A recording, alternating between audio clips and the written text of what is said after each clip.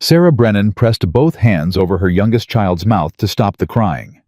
Not because she was angry, but because she was terrified someone would hear them and drive away before she could beg for help. 5 children. No water. No food. A broken wagon sitting useless on a dirt road in the middle of nowhere, and the sun showing no mercy. If you've ever loved someone so much, you'd swallow your own pride to dust, stay with me. Subscribe to this channel. Follow this story all the way to the end, and drop your city in the comments. I want to see how far this story travels. The wagon wheel didn't just crack. It split clean in half like it had been waiting all summer to give up, and it chose the worst possible stretch of road in all of Texas to do it.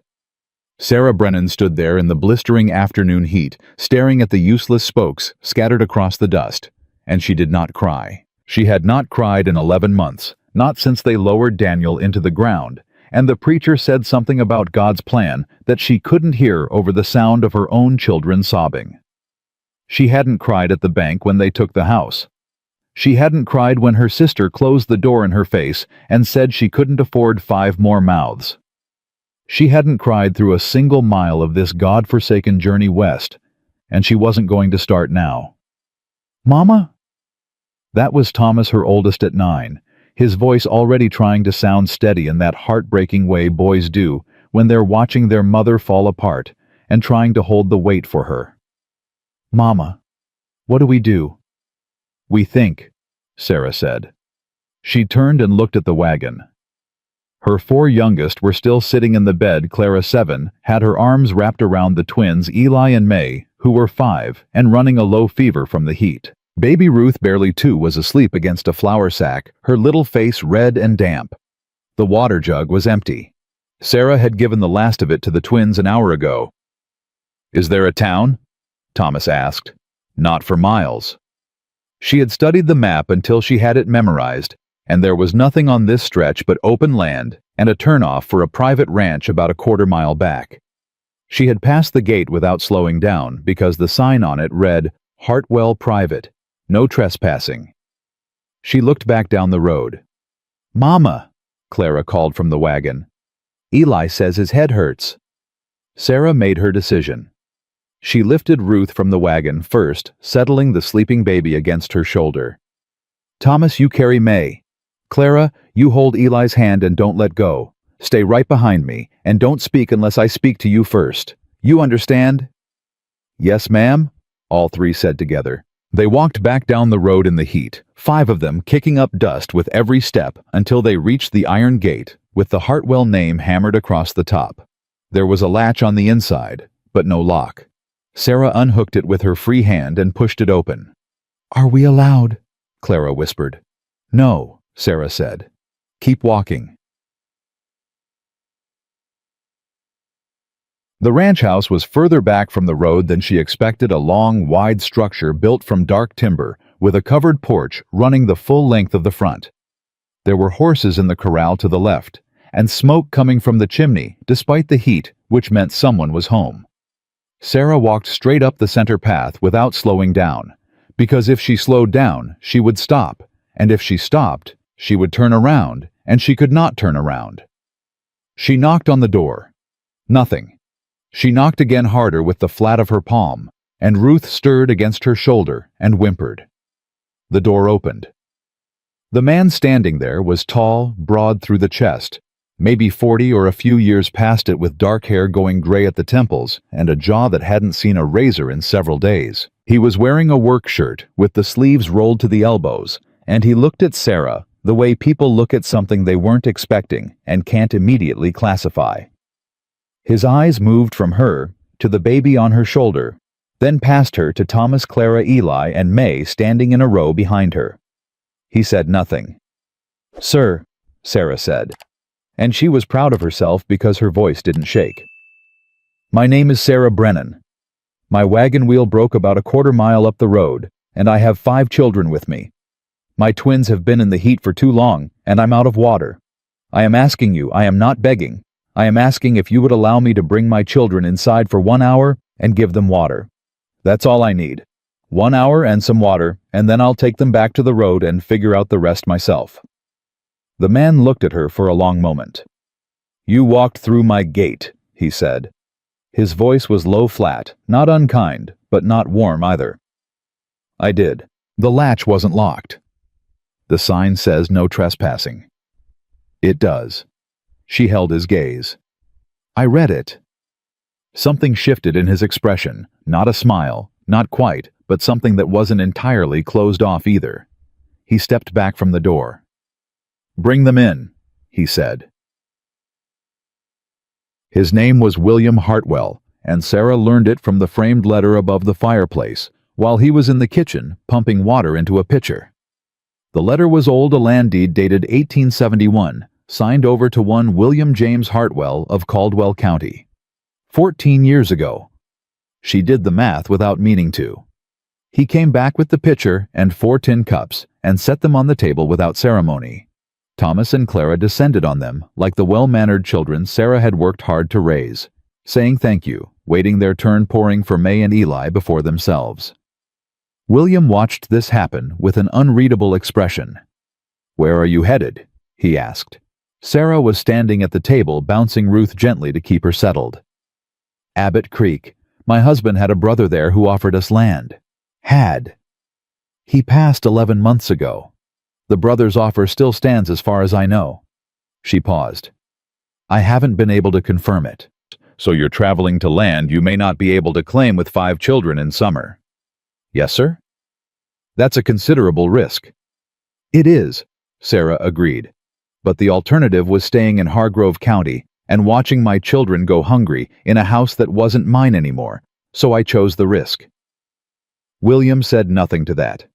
He looked at the twins, who had both climbed onto the bench and were leaning against each other with their eyes half closed, cups clutched in their small hands. He looked at Ruth, who had woken up and was staring at him from Sarah's shoulder with that frank, unblinking assessment that only babies and old dogs have. I've got a room with 2 beds, he said finally. You can stay tonight. The wheelwright in Millhaven is a 2-hour ride. I'll go in the morning and get what you need for the wagon. Sarah went very still. Mr. Hartwell. I'm not asking anything from you in return, he said, and the flatness in his voice made it clear this was not negotiable and not open to misinterpretation. The offer is exactly what it sounds like. I appreciate that, but I can't accept charity from a stranger. Then don't call it charity. Call it the reasonable thing a person does when a woman with a sick 2-year-old knocks on his door. He looked at her directly. Your little girl is feverish, Mrs. Brennan. She needs to be out of the heat. Don't make a decision based on pride that your children will pay for. The words landed hard because they were true, and she knew they were true, and there was nothing defensive she could say to them that wouldn't prove his point. Sarah looked at May, who had fallen asleep sitting upright against her brother, her face still flushed. One night, Sarah said. One night, he agreed. The room was clean. That was the first thing Sarah noticed. Not dusty or cluttered the way she expected from a man living alone, but clean in a careful, deliberate way, like someone who'd made a habit of maintaining order in the absence of other people. There was a quilt on each bed that was too fine for a bunk room, the kind women spend winter evenings making, and Sarah understood without being told that someone else had made them. She settled the children, 2 to a bed, Thomas on the floor, with a blanket he insisted on before she could offer, and stood in the doorway, listening to them breathe, until she was sure they were all asleep. Then she went to the kitchen, because the least she could do was make herself useful. She found flour and lard and salt and set about making biscuits without asking permission, because the oven was warm, and the dough would keep her hands busy and her mind off the wreck of the wagon and the miles still between her and Abbott Creek. She was cutting the rounds when she heard a step in the doorway. You don't have to do that, William said. I know. She didn't stop cutting. I'm doing it anyway. He was quiet for a moment. Then he pulled out a chair and sat at the table, not crowding her, just sitting the way a person does when they don't want to be alone but aren't ready to talk about it. How long were you on the road? He asked eventually. 12 days. Alone? Yes. With all 5 of them? They're good travelers, Sarah said. Thomas never complains. Clara keeps everyone entertained. The twins sleep half the day. She paused. Ruth cries some, but she's two. This story That's was her posted job. on the channel west of Betrayal. William made a sound that Please might have do been not a laugh, repost it a in quiet, any almost form. reluctant thing, like he'd surprised himself. Your husband taught you to drive a wagon? He asked. My father did. Daniel, my husband, wasn't much for practical things. She said it without bitterness, just matter of fact, the way you talk about someone who's gone past the point where anger does anything useful. He was good with numbers, good with people, not so good with horses. What happened to him? The question was quiet, not prying, more like the kind of thing you ask in a kitchen at night when the children are asleep, and there's something honest in the air. Fever, Sarah said. 4 days from start to finish. The doctor said there was nothing to be done. She slid the biscuits onto the iron sheet and opened the oven. What happened to yours? The silence stretched out long enough that she thought she'd crossed a line. Then William said, Same. Sarah closed the oven door and turned around. He was looking at the table, his hands flat on the surface, and there was something in his face that wasn't grief. Exactly. It was older than grief. Settled down into something quieter and harder, like a scar that stopped hurting, but never quite disappears. Her name was Margaret, he said. 7 years ago. I'm sorry. People say that. He looked up at her. You're the first person in a long time who sounded like you meant it. Sarah held his gaze. I did mean it. The morning came in fast and gold, and William was already gone when Sarah woke. She could hear the horse from the window hooves fading down the road toward Millhaven. She got the children fed on biscuits and canned peaches she found in the pantry, and left a note on the table tallying what she'd used so she could repay it. Thomas helped her rinse the cups. Clara braided May's hair without being asked. Eli, feeling better after a night out of the heat, chased the chickens in the yard with the focused intensity of a child who has never seen so many chickens in his life. Mama, Clara said, watching Eli through the window. Can we stay here? No, baby. But it's nice. It is nice, Sarah agreed. But it's not ours. Mr. Hartwell seems like he wouldn't mind. That's not how it works. Sarah folded the dish towel and hung it on the rack. We have our own place waiting for us, our own land. Do we? Clara asked, and she was 7, but she had Daniel's eyes and Daniel's way of seeing through a thing straight to the marrow. Do we really know that for sure? Sarah didn't answer, because the truth was, she didn't know for certain, and Clara was old enough now to recognize when her mother was carrying uncertainty she wasn't sharing. They looked at each other across the kitchen, woman and child, both of them aware of what wasn't being said. We keep going, Sarah said finally. That's what we do. Clara nodded. Yes, ma'am. So, William came back from Millhaven with the wheel parts and something else, a wooden crate packed with provisions that he lifted into the back of his own wagon without comment. What is that? Sarah asked from the porch. Food, he said. For the road. Mr. Hartwell. I know. He didn't look at her. He was checking the lashings on the crate, pulling the ropes tight with practiced hands. You don't want charity. You're going to pay me back. Write it down if you want. Thomas, standing beside his mother, looked up at her with an expression that said he thought this was a very sensible arrangement. Flour, salt, pork, cornmeal, dried beans. William moved to the next rope. Coffee if you drink it.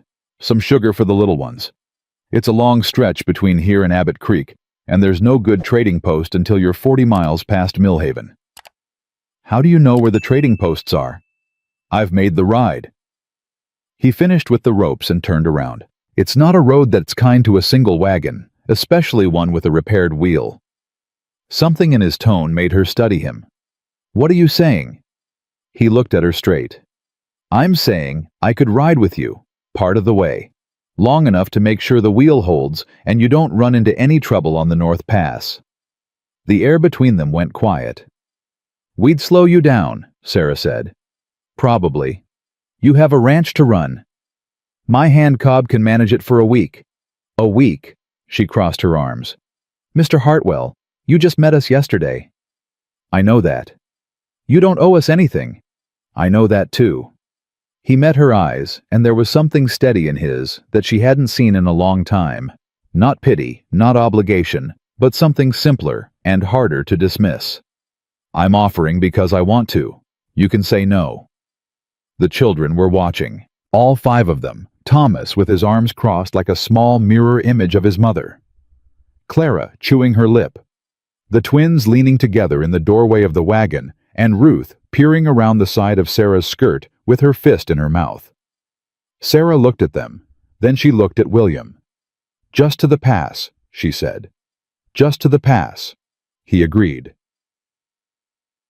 They set out before noon, Sarah's wagon repaired, and loaded William riding alongside on a dark bay horse that moved like it had been bred for long distances. Thomas rode up on the bench beside his mother and watched William with the open, undisguised admiration of a 9-year-old boy who had not had a man to watch in 11 months. Mr. Hartwell, Thomas called out after about 20 minutes. How come you don't have any kids? Thomas, Sarah said. It's all right, William said. He brought his horse even with the wagon bench. I just never did, son. Did you want them? Thomas? It's a fair question, William said. He looked at Thomas, and something in his expression went quiet and honest. In that way, adults rarely do with children. Yes, I wanted them. Things didn't work out that way. Thomas considered this with the gravity of someone filing it away for later use. We've got plenty, he offered. In case you were wondering. William looked at Sarah over the boy's head. Sarah looked straight ahead at the road. I noticed, William said. They made 10 miles before the sun dropped low enough to make camp reasonable, and when they stopped, the children fell into their routine without being told. Thomas gathering wood, Clara keeping the twins out of the scrub brush, Sarah getting the fire started, while Ruth sat in the grass and attempted to eat a fistful of dirt. William unsaddled his horse and picketed it without being asked, and then stood looking uncertain about where his role began and ended until Sarah said, There's a coffee pot in the second sack if you want to be useful. And the uncertainty dissolved. They ate dried beans and biscuits around the fire, and the twins fell asleep before the plates were cleared, and Thomas lasted about 10 minutes longer before he toppled sideways into his bedroll with his boots still on. Clara took Ruth and settled her in the wagon and came back to sit by the fire. Are you going to marry my mother? She asked William. Clara, Sarah said. I'm just asking. You're 7. I'm very mature for my age. Papa always said so. Clara looked at William with the same direct assessment as her mother. She needs someone to help her. She won't say so, but I can tell. William looked at Sarah. Sarah looked into the fire. Clara, she said, go to bed. I'm just... bed. Clara went, but not before giving William a look over her shoulder that said the conversation wasn't over, only postponed. The fire crackled. The night made its sounds around them, crickets, a distant owl, the horses shifting in the dark. She's not wrong, William said quietly. She's a child, Sarah said. She doesn't understand how things work. Maybe. He turned his coffee cup in his hands. Or maybe she's young enough to say the true thing without worrying about how it sounds. Sarah was quiet for a long moment. The fire threw light across her face, and she looked tired in a way that had nothing to do with the day's miles, tired in the deep way that comes from carrying something heavy alone for too long. Mr. Hartwell, she said finally, I am grateful for what you've done, genuinely. But I am a woman with 5 children and no certainty about what I'll find at the end of this road, and I don't have the luxury of... She stopped, pressed her lips together, started again. I don't have room in my life right now for complications. I haven't offered you any complications, he said. I've offered you water, a wheel, and a stretch of safe road. You know that's not all you've offered. He didn't deny it. I know, he This said. story was posted But on I'm the not channel asking West for anything of back. Betrayal. Not Please right do not now. repost it Not in any yet. form. He looked at her, and there was a patience in him that felt like land wide and steady, and not going anywhere. I just want to make sure you get where you're going. Sarah looked at him across the fire. Why? She asked. You don't know us. We knocked on your gate and trespassed on your property and used your kitchen and ate your food. Why do you care what happens to us? William was quiet for a moment. Because Margaret would have cared, he said. And I've spent 7 years trying to figure out what that means. What it means to keep living when the person who made you want to be your best self is gone. He paused. When you knocked on that door with those 5 children, and that look on your face, that look that said you'd swallow fire before you'd let them see you break. He stopped. I recognized it. The fire snapped. Sarah didn't say anything. There was nothing to say that wouldn't be too much or too little, and she'd learned from long experience that some moments are better held than spoken. But she didn't look away from him, and neither did he.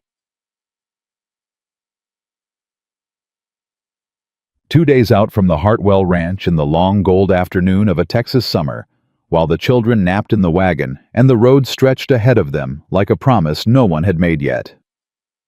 Thomas climbed up onto his horse behind William's saddle, uninvited but unashamed, and said, I think you should come all the way to Abbott Creek. Do you? William said. Yes, sir.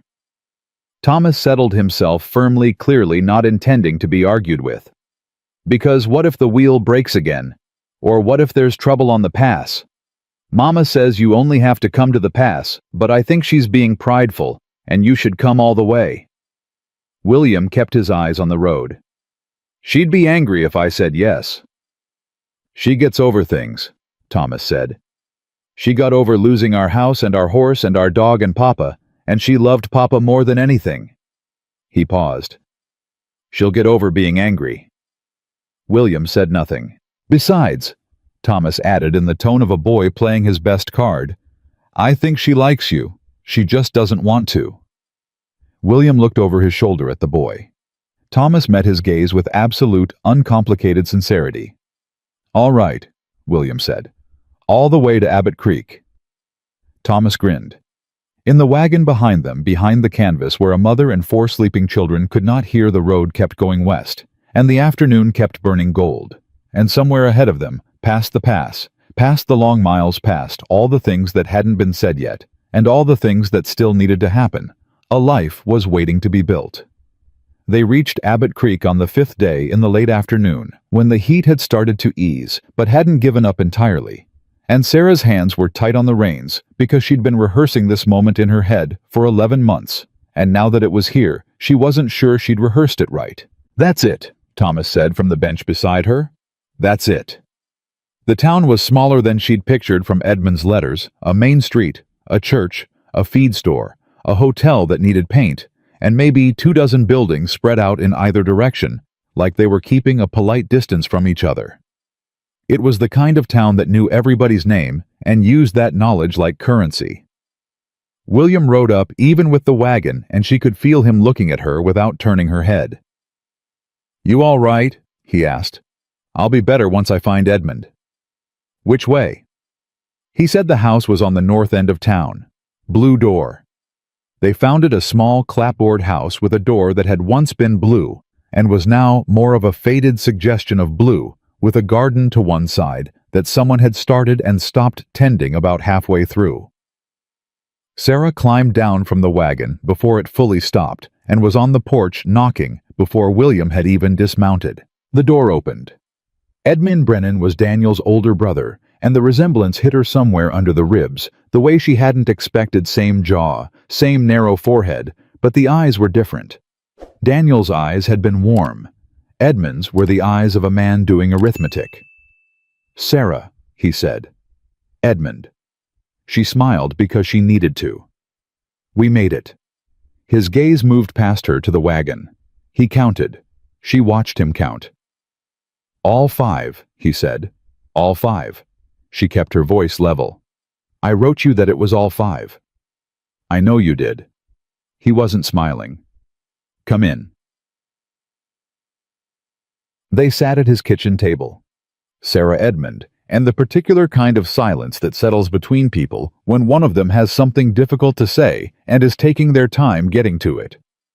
The children were on the porch with William, and Sarah could hear Clara's voice and the twins arguing about something that didn't matter, and she focused on that sound because it kept her steady. "The land's been claimed," Edmund said. Sarah went still. "I beg your pardon. I filed the claim for you back in March like I said I would. But there's a complication." He turned his coffee cup in his hands, the same gesture William used, she noticed, and the irrelevance of that observation told her something about how hard her mind was working to avoid what she was hearing. "There's a man named Luther Griggs. He's been buying up parcels on the east side of the county for 2 years. He says he has a prior deed that overlaps with the land I filed for you." "Does he?" "He says he does." "That's not an answer, Edmund." He looked up. "It's complicated, Sarah. Griggs has friends on the Land Commission. He's the kind of man who makes things complicated on purpose, because complicated costs money to sort out, and most people run out of money before they run out of complicated." Sarah pressed both palms flat on the table. She breathed in through her nose slowly. "What are my options? You can file a contest, go before the commissioner, but Griggs will fight it, and it'll take months. You'd need somewhere to stay and money for the legal fees and—" He stopped. "Sarah, I'm sorry. My house isn't big enough for 6 people. I've got Martha and the baby now, and—" "You have a wife. Since February, I should have written." He had the grace to look ashamed. Things happened fast. Sarah stood up. She didn't say anything, because there was nothing to say that wouldn't come out wrong, and she'd promised herself a long time ago that she would not punish people for their happiness just because it complicated her situation.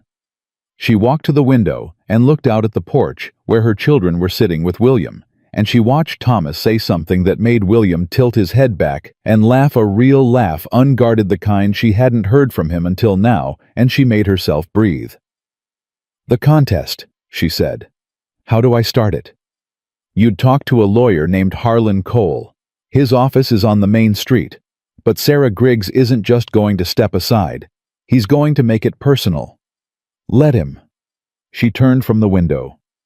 "I didn't come 500 miles to be turned around by a man I've never met."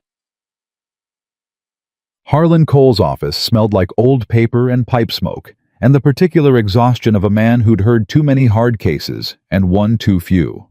He was maybe 60, with white whiskers and spectacles that had been repaired once with wire at the left hinge. He listened to Sarah without interrupting, which she appreciated, and then he was quiet for a long moment. "Griggs filed on that parcel in January," Cole said. "Your brother-in-law filed your claim in March. Under normal circumstances, Griggs has priority. And under these circumstances—" Cole took off his spectacles and cleaned them. "Griggs's original deed has a surveying error. The boundary line on the west side is misdescribed. If I can prove the misdescription is material, your claim survives. But I need to commission a new survey, and I need to file a formal contest with the land office in Brenham." "How long?" 6 weeks best case. 3 months if Griggs delays." "Cost?" he told her. Sarah did not react visibly, which cost her something. The number was more than she had. It was more than she had by a distance she didn't want to calculate out loud. "I need a few days," she said. "Take the time you need. But don't take too long. Griggs has eyes everywhere in this town, and when he hears you're here, and he will hear, he'll move faster." She shook Cole's hand, thanked him, and walked out into the afternoon. William was waiting on the steps. He'd gotten Thomas settled with the younger children at the hotel across the street, 2 rooms, which he'd paid for, before Sarah could object. And now he was standing with his arms crossed, and that patient, watchful stillness of his. "Well?" he said. She told him. All of it. Edmund's news, the land commission, Griggs, the survey, the legal fees. She told him, with her chin level and her voice even and her hands perfectly still at her sides, and when she was done, he looked at her for a long moment. "I'll cover the legal fees," he said. "No." "Sarah." "No." The word came out harder than she intended, and she made herself soften it. This I story was appreciate it, I posted do, on the channel but west this is of my Betrayal. fight and my land Please do and my not children's repost it future, in any and if I form. let you pay for it, then I can never stand in front of them and say we built this ourselves. Do you understand that? He was quiet. Yes, he said. I understand it. He paused. But I want you to understand something too. Pride is a fine thing to have until it gets in the way of what matters. Is that what you think I'm doing? I think you're a woman who's been carrying everything alone for so long that accepting help feels like surrender.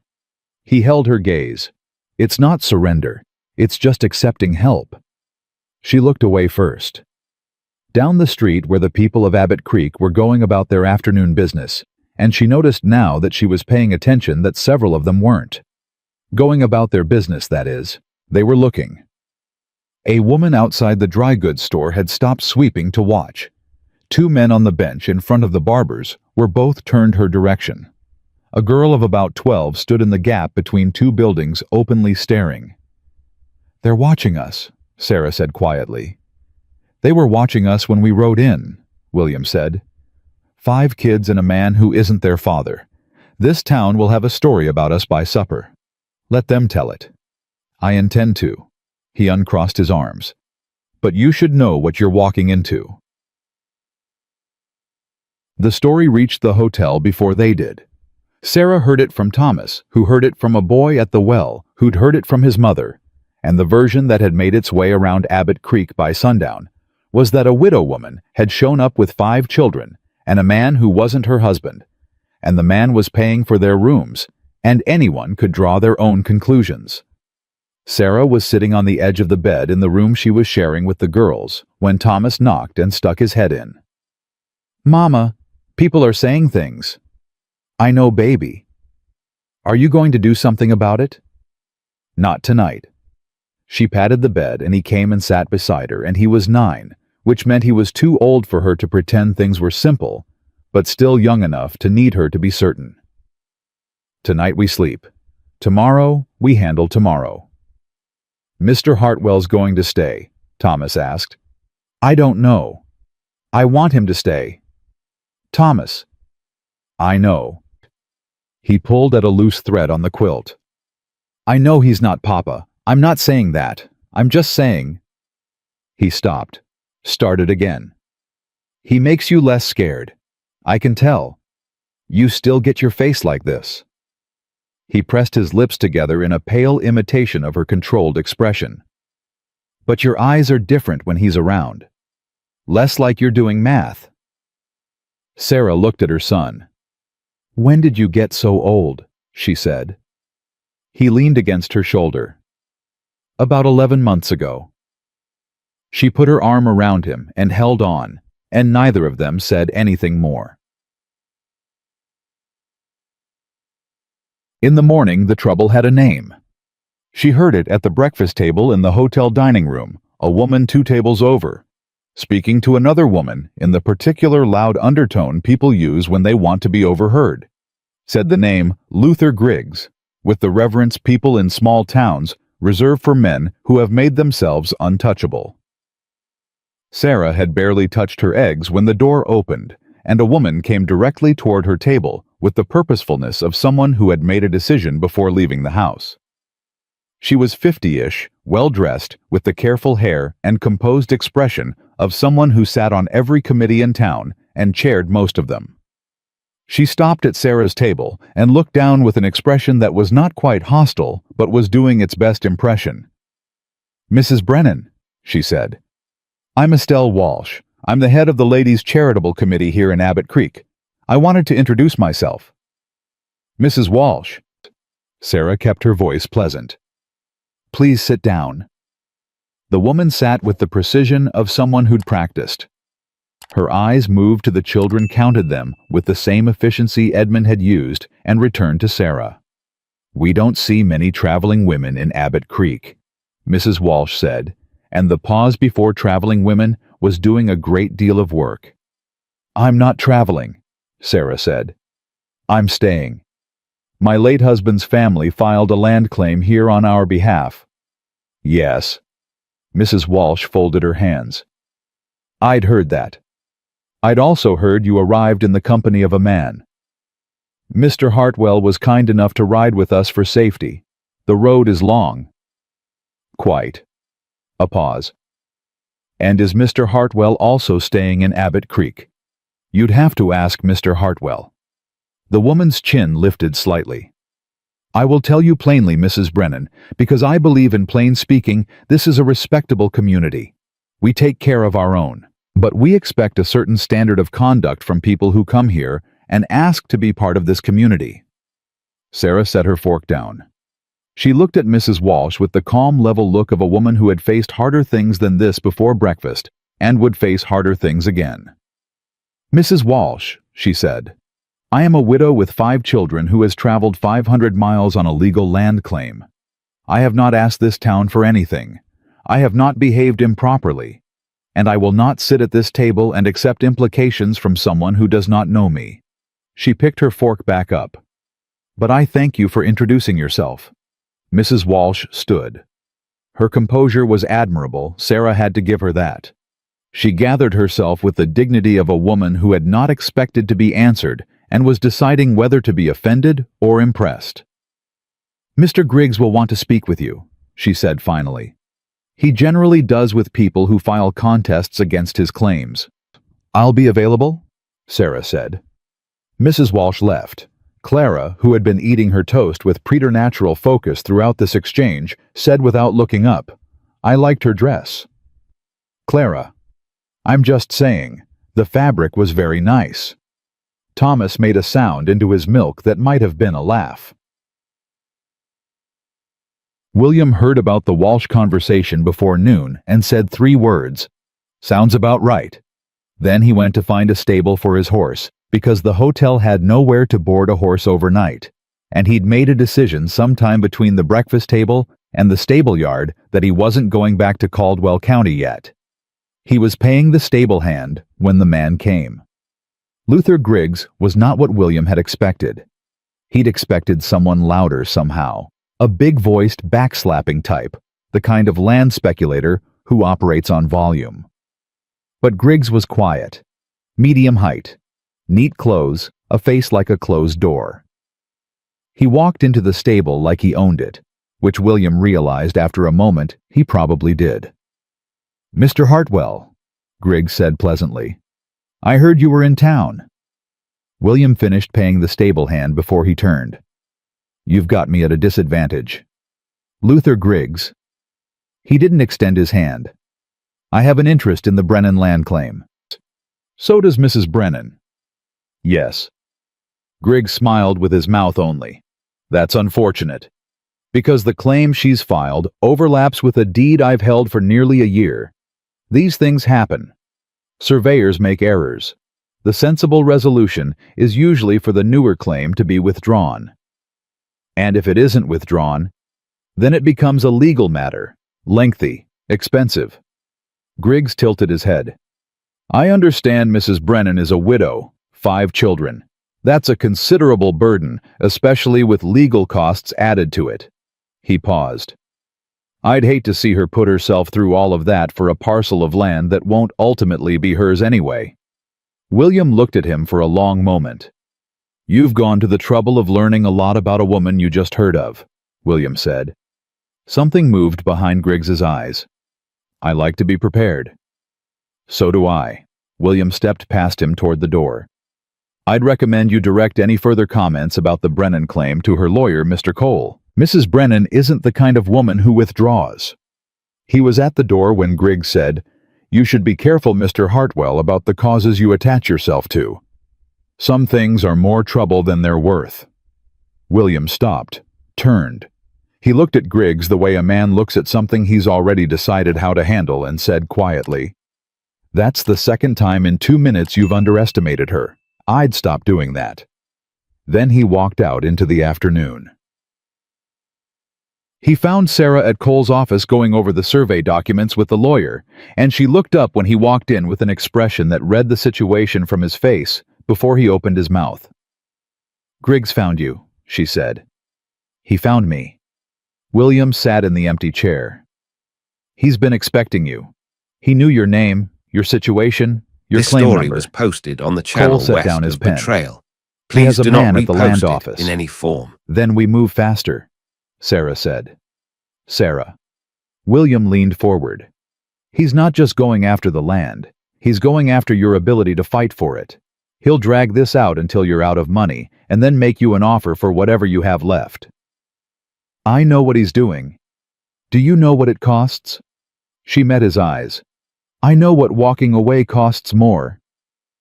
Cole looked between them like a man watching a card game, where both players have already decided to go all in. There is one option, Cole said carefully. That would change the timeline considerably. He pulled a paper from the pile. If you can produce a witness who was present at the original survey for your husband's family's land, someone who can testify to the original boundary markers, it undercuts Griggs's priority claim directly. No survey commission, no Brenham filing, local hearing 4 weeks. Does such a witness exist? William asked. There's an old rancher named Deke Pryor who was present at every land filing in this county for 30 years. He's got a memory like a legal record. Cole paused. He lives 2 days north of here and doesn't come into town anymore, and he doesn't talk to strangers. William looked at Sarah. I'll go, he said. William. 2 days north, 2 days back. Cole files the paperwork while I'm gone. By the time I come back, Griggs won't have time to run out the clock. He stood. You stay here, work on the claim, keep the children settled. He paused. Can you do that without arguing with me about it for the next 20 minutes? Sarah pressed her lips together. You'll need a letter from Cole to give to Pryor, she said. And you'll need to tell him Daniel Brennan's name. He knew Daniel's father. That might open the door. All right. And you'll be careful. He looked at her across the lawyer's cluttered desk, and the look lasted about 2 seconds longer than strictly necessary for two people who were only recently acquainted. Yes, ma'am, he said. Cole wrote the letter. William folded it into his pocket, walked back to the stable, saddled his horse, and was out of Abbott Creek before the afternoon had finished turning gold. Sarah stood in the doorway of Cole's office and watched him ride north until the road swallowed him, and she was still standing there when Thomas appeared at her elbow. He's coming back, Thomas said. She put her hand on the back of her son's neck, warm and solid and real. I know, she said, but the knowing and the waiting she'd learned were 2 different countries. And she had 4 weeks a hostile land commissioner, a man named Griggs, who played a long game, and 5 children to keep settled and fed and unafraid, and she was going to do all of it. Because that was what she did. She turned away from the road and went back inside. William had been gone 4 days when Luther Griggs made his first real move. Sarah was at the hotel with the children, Thomas helping May with her letters at the small table by the window. Clara reading to the twins from a book she'd carried all the way from Hargrove County. Ruth asleep in the middle of the bed, with her arms thrown wide like she'd fallen from a great height, and was perfectly content about it when the knock came. Not the polite knock of someone who wasn't sure they were welcome. The hard, flat knock of someone who knew they were and didn't care how you felt about it. She opened the door. The man on the other side was not Griggs. He was younger, with a county official's badge pinned to his vest and a document in his hand that he held out to her without preamble. Mrs. Brennan, I've been asked to serve you with this. She took it, read the first 3 lines, read them again. This is a debt claim, she said. Yes, ma'am. Against my late husband. Against the estate of Daniel Brennan, yes, ma'am. In the amount of $412 allegedly owed to Griggs Land and Cattle for survey services rendered in 1882. Sarah looked up from the paper. My husband died in 1884. He never had dealings with Griggs Land and Cattle. I have never heard that name in connection with my husband in my life. The man had the grace to look uncomfortable. Ma'am, I'm just serving the paper. I don't... Who authorized this claim? It was filed through Commissioner Alderman's office. Alderman. She folded the paper once precisely. The same commissioner who handles land disputes. The man said nothing, which was its own kind of answer. Thank you, Sarah said. She closed the door. Thomas was looking at her from across the room. Clara had stopped reading. Even the twins had gone still in that animal way children have of sensing a shift in the air before they understand the cause. "Mama," Clara said. "Finish the chapter," Sarah said. Her voice was steady. Her hands were not, but she put them behind her back where nobody could see. She was at Cole's office in under 10 minutes, the document on his desk before he'd finished standing up. He read it. His expression went through several things before settling on something grim. "This is fabricated," he said. "I know it's fabricated. Tell me what it does." He sat back down slowly. "A debt claim against the estate, if it's not contested and discharged, can be used to put a lien on any land filing made in the estate's name, which means your claim on the parcel goes into suspension until the debt question is resolved." "He's trying to freeze the claim." "Yes." "Can he do that?" "With aldermen on the commission." Cole took off his spectacles. "He can make it take long enough that it amounts to the same thing. He doesn't need to win. He just needs to run out the clock until you run out of resources." Sarah pulled the chair out and sat. She was not going to stand up through this conversation because her legs were tired and she was angry and she needed to think. "What do I do?" she said. "Contest it, immediately. I file a formal denial of the debt claim today, which puts a temporary hold on any lien action.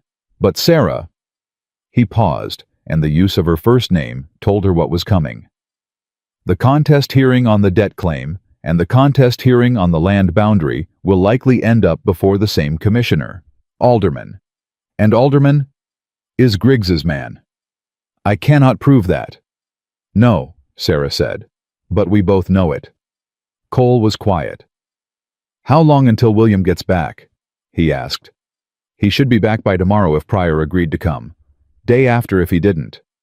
And if Pryor won't testify." She didn't answer that. She didn't answer it because she'd been holding that possibility at arm's length for 4 days, and letting it get close enough to examine would cost her something she couldn't spare right now. "File the denial," she said instead. "Today. This morning." Tig. The denial was filed by noon, and by 2 o'clock the town knew about it, which meant by 3 o'clock Sarah had her second visitor of the day. Mayor Aldous Bradford was a heavy man, with a careful handshake and the practiced warmth of someone who'd been elected twice and intended to be elected again. He came to the hotel dining room where Sarah was eating lunch with the children, and he took the chair across from her, with the ease of a man accustomed to being welcomed. "Mrs. Brennan, I wanted to come and introduce myself personally." "Mayor Bradford." She didn't stop eating. "My children are with me, so you'll forgive me if I'm not entirely at your disposal." He smiled. "Of course, this won't take long." He folded his hands on the table. "I understand you've filed a contest against a debt claim this morning. I want you to know that this town values newcomers who approach their legal matters in an orderly fashion." "I'm glad to hear it." "However," the warmth shifted a few degrees, "I also want you to know that extended legal disputes are hard on everyone involved, costly, stressful, particularly for a woman in your situation." He looked at the children with an expression that was doing its best to seem sympathetic and landing somewhere short of it. "These little ones deserve stability." "They'll have it," Sarah said, "on their land." "That land question is genuinely complicated, Mrs. Brennan. Mr. Griggs has a prior deed, with a surveying error. That is one interpretation. It is Mr. Cole's interpretation, based on the actual documents." Bradford leaned forward slightly. "I am going to speak plainly, Mrs. Brennan, because I think you're a plain-speaking woman. Mr. Griggs is a substantial part of this community. He employs 8 men, contributes to this town's tax base, and has deep ties to the county commission. A legal contest against him is—" he paused, "unlikely to end in your favor, and the debt claim complicates your position further." Sarah set her fork down. She looked at Bradford the way she'd looked at Mrs. Walsh and Griggs himself, and every person who had looked at her children and calculated what she could be pressured to do. This story was Mayor posted on the Bradford, channel she west said, of Betrayal. are you here to tell Please me do that not if I drop repost the it land in any contest, form. the debt claim will go away? He said nothing. Because if that is what you're here to tell me, she continued, I want you to understand something. I have been spoken to condescendingly by people with more power and better resources than Mr. Griggs since before my husband died, and I am still sitting at whatever table they tried to remove me from. So you're welcome to stay and finish your visit. But if your visit is meant to be a warning, you can tell Mr. Griggs that I received it and was unimpressed. Bradford stood. His pleasantness had the quality of a coat that no longer fits properly still on but visibly strained. I hope you reconsider, he said. I won't. He left. Eli, who had been eating biscuits through the entire exchange, said without looking up, Mama, that man didn't like you. No, Sarah said. He didn't. Do you care? Not even a little. She picked her fork back up. Eat your biscuit.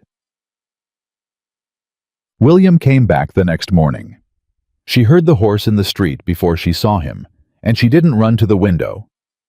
She thought about running to the window and made herself stay at the table, but Thomas had no such restraint and was at the glass in under 3 seconds. He's back, Thomas said, and there's someone with him. Sarah stood. Deke Pryor was older than she'd expected, somewhere past 70, with the kind of weathered solidity you see in fence posts that have stood through 30 years of weather. He came into the hotel dining room behind William and looked around the room with calm, assessing eyes, and when they landed on Sarah, he took off his hat. Ma'am, he said, you Daniel Brennan's widow? I am. He was a decent man. Met him twice back when his father filed the original parcel in '78. Your father-in-law was a man who looked you in the eye when he shook your hand. He settled his hat under his arm. I'll testify to what I saw at that survey. Boundary markers were clear as anything. Griggs's claim doesn't touch your land by a quarter mile. Sarah pressed her hands together on the table so they would stop shaking. Mr. Pryor, she said, thank you. Don't thank me yet. He set his hat on the table. Griggs will come at me before the hearing.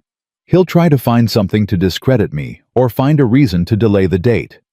You need to move faster than he can react. She looked at William. William looked back. He was tired.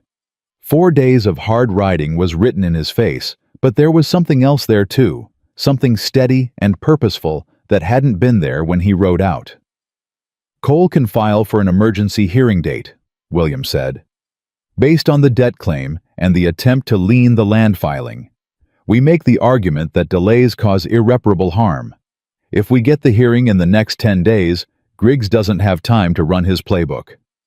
Can Cole make that argument? Pryor asked. Cole's better than he looks, Sarah said, and almost smiled. The emergency filing went in that afternoon. Cole argued it with the controlled fury of a man who'd been watching Griggs operate for years and had been waiting for a case solid enough to push back. The clerk at the commissioner's office, not Alderman himself, but a young deputy who clearly hadn't been briefed on whose side he was supposed to be on, accepted the filing and stamped it without objection. They had a hearing date. 12 days out. Sarah walked out of Cole's office into the late afternoon and stood on the step and exhaled for what felt like the first time in a week. William was beside her. He'd been beside her all afternoon, not in front of her, not managing the situation, just there solid and present, and not requiring anything from her. 12 days, she said. 12 days, he agreed. Griggs isn't going to sit still for 12 days. No. He looked down the street toward the Griggs Land and Cattle office, which was 3 doors from the hotel and which Sarah had been walking past twice a day, with her chin up and her eyes straight. He's going to do something. We just don't know what yet. Then we be ready for whatever it is. He turned and looked at her, and she was already looking at him, and there was a brief quiet, the kind that happens in the spaces between crises when people have been through enough together that pretending becomes more work than honesty, where neither of them said anything. Then he said, "You need to eat. You didn't eat at noon." "Thomas told you that?" "Thomas tells me a lot of things." "I'm going to have a conversation with that child about loyalty." "He's loyal to you," William said. "He just also wants someone to look after you while he can't." He held the door open. "Come eat." She went in. Not because he'd told her to, because she was hungry, and he was right, and she'd stopped wasting energy pretending those two things weren't both true at the same time. 3 days before the hearing, Griggs made his move. It came through Mrs. Walsh, which was either calculated or clumsy, and Sarah couldn't decide which. Mrs. Walsh arrived at the hotel with 2 other women from the charitable committee, and they sat across from Sarah in the dining room with the arranged solemnity of a committee that had voted before arriving. "We have heard," Mrs. Walsh said, "certain things about your arrangement with Mr. Hartwell, his extended stay here, the nature of your relationship." Sarah waited. "It has been suggested to several members of our community that Mr. Hartwell is financing your legal contest, that your claim is not truly your own, but rather an investment he has made in," she paused delicately, "a personal interest." "And if that were true," Sarah said, "which it is not, what would be the implication?" "The implication would be that you are not, as you present yourself, an independent widow pursuing a legitimate land claim, but rather a woman being kept by a man who is using the legal process as a cover for—" "Stop." Sarah's voice was quiet, but it stopped the room. "Mrs. Walsh, I want to be very clear about what you're doing. You are sitting across from me, a woman who has buried her husband, raised 5 children alone, traveled 500 miles on a legal claim, and you are using my friendship with a decent man to imply something ugly about my character, in front of 2 witnesses." She looked at the 2 women on either side of Mrs. Walsh, both of whom had gone slightly pale. "Do you understand what I am saying to you?" Mrs. Walsh's composure held. "Barely." "I am simply relaying what is being—" "You are doing Griggs's work for him," Sarah said, "and you know it, and I think somewhere you are ashamed of it. So I'm going to make this easy for both of us." She stood. "Mr. Hartwell has not given me a single dollar toward my legal costs. Mr. Cole is working on a reduced fee because he believes in the case. What Mr. Hartwell has given me is his time and his company and the kind of honest friendship I have not had since before my husband died. If this town cannot look at that without manufacturing something shameful out of it, that is a failure of this town's imagination, not my character." She walked out of the dining room. She made it to the staircase before her legs decided they were done cooperating, and she sat down on the 3rd step and put her face in her hands and breathed. "Mama."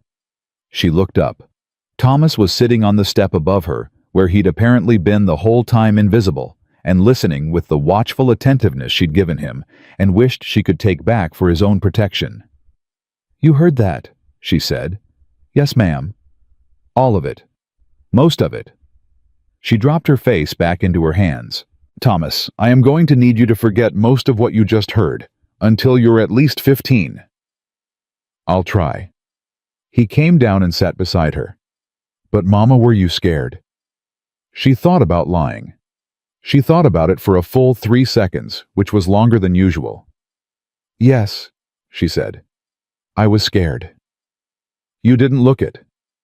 "I know." She lifted her head. "That's the only trick I know, baby. Just don't look it." He leaned against her shoulder, and she let him, and they sat on the step for about 2 minutes before Ruth started crying upstairs, and the world required her attention again. William was in the stable when she found him. He was brushing down his horse with the methodical focus of a man thinking hard about something else, and he didn't look up when she came in, which told her someone had already reached him. "Who told you?" she said. "Stable hand." He kept brushing. "He thought I should know what Mrs. Walsh was saying around town. And I went to see Griggs." Sarah went still. "You went to see Griggs?" "I did." He set the brush down and turned. His jaw was set in the particular way that meant he'd already made his decision and wasn't apologizing for it. "I walked into his office, and I told him that if one more word about your character came through one more person in this town, I was going to stand up in church on Sunday and This tell story every was person in posted that on the building channel West of exactly what Betrayal. I know about his Please do not surveying error repost and it his in any commissioner form. and his fabricated debt claim, and I was going to invite Harlan Cole to bring the documents.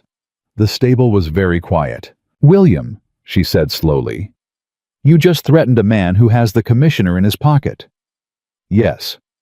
That could make the hearing harder. He could use it." "He could." He picked the brush back up.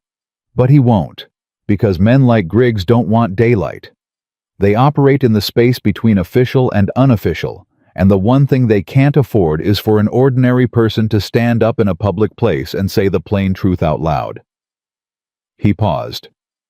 "He'll be careful until the hearing. He doesn't want the story getting bigger."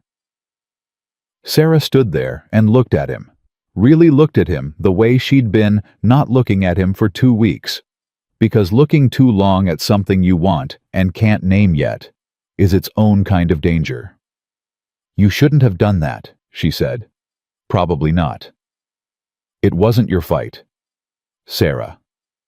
He set the brush down again and turned and faced her fully. "I have watched you handle every single thing that has come at you since Abbott Creek, with more composure and more backbone than most men I've known.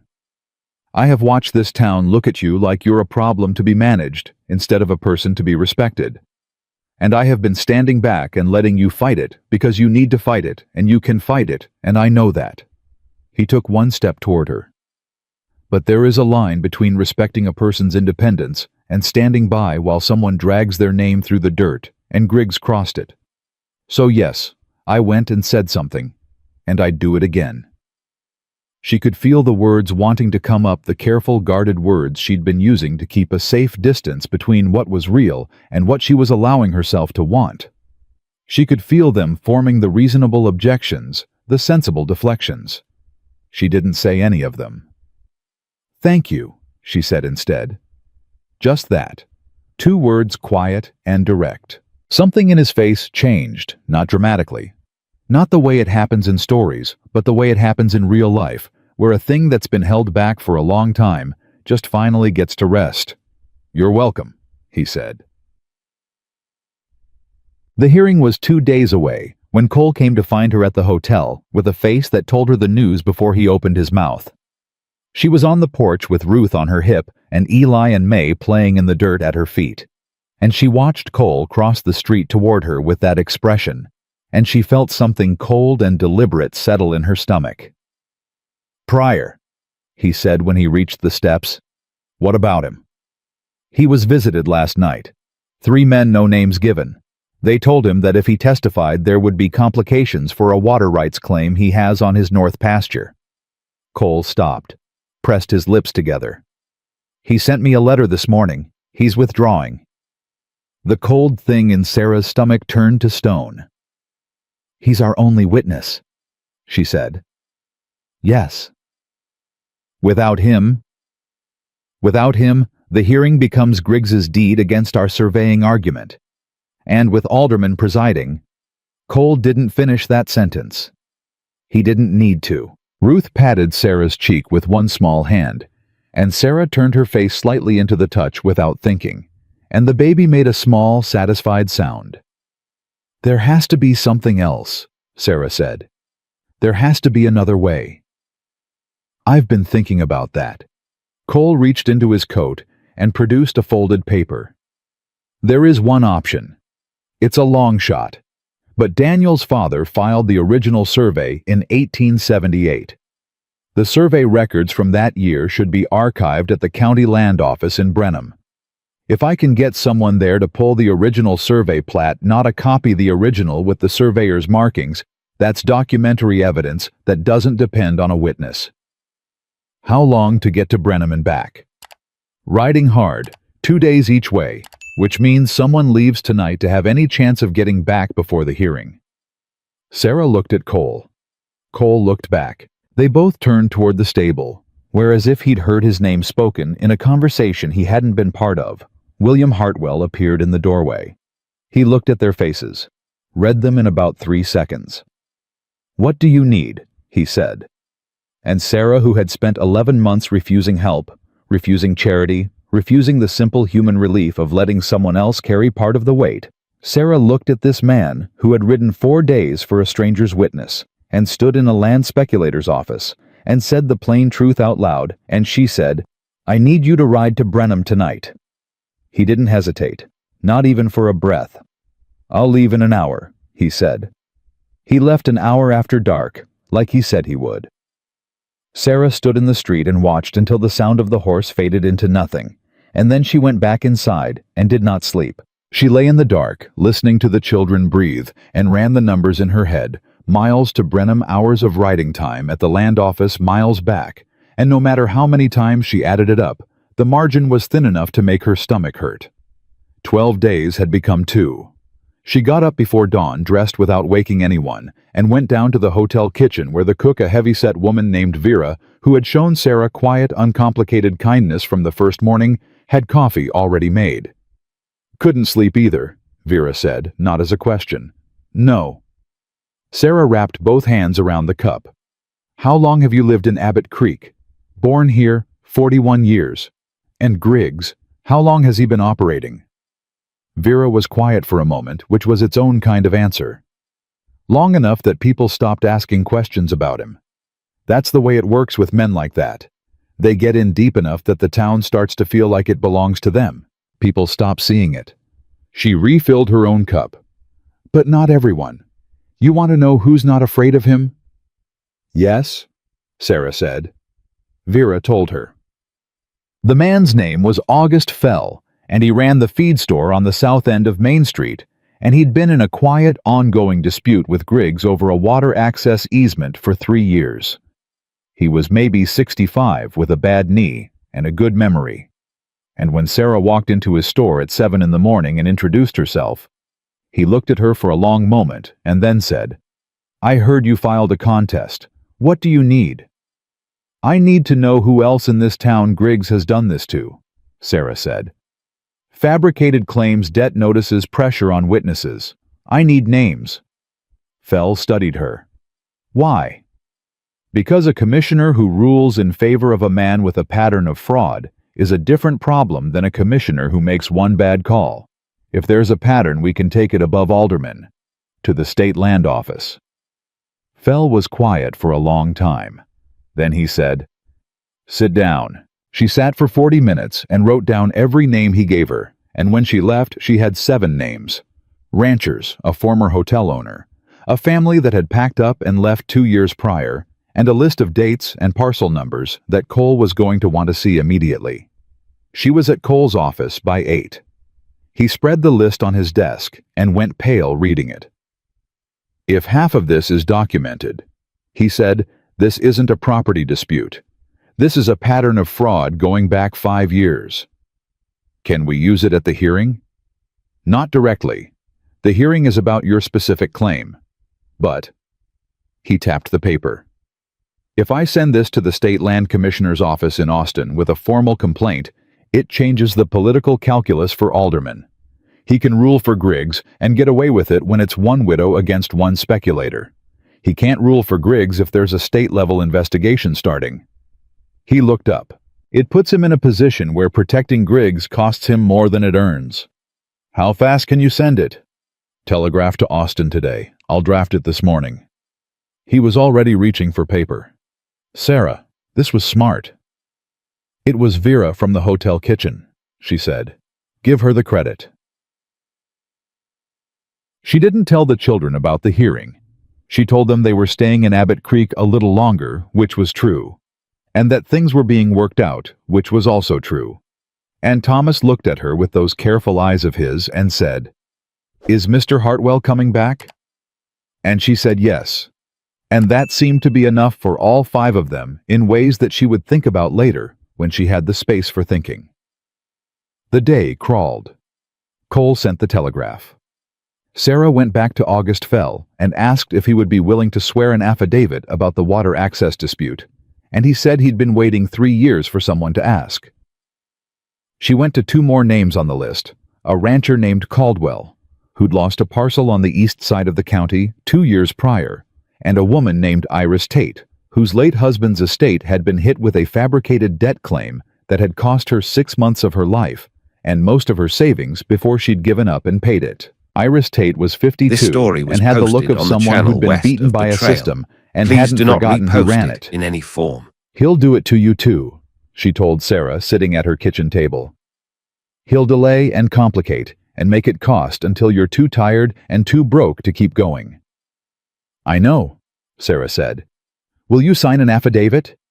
Iris looked at her for a long moment. The last person who tried to fight him was a rancher named Pruitt. He ended up leaving the county. "I'm not leaving the county," Sarah said. "I have 5 children and a land claim and a lawyer who's filing a complaint with the state today. I'm not going anywhere." She leaned forward. "Griggs has been operating because people fight him alone. I'm asking you to not let me fight him alone." Iris Tate looked at her hands. Then she said, "Get out your paper." By the time the afternoon light had gone long and gold, Sarah had 3 affidavits.